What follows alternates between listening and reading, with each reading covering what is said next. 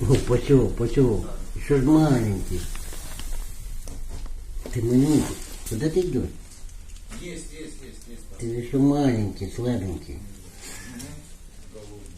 Ты дулепочка. Куда мы течем? Кушать хочешь? Девочка. Сейчас приедем, будешь кушать. Дадим тебе молочка, да?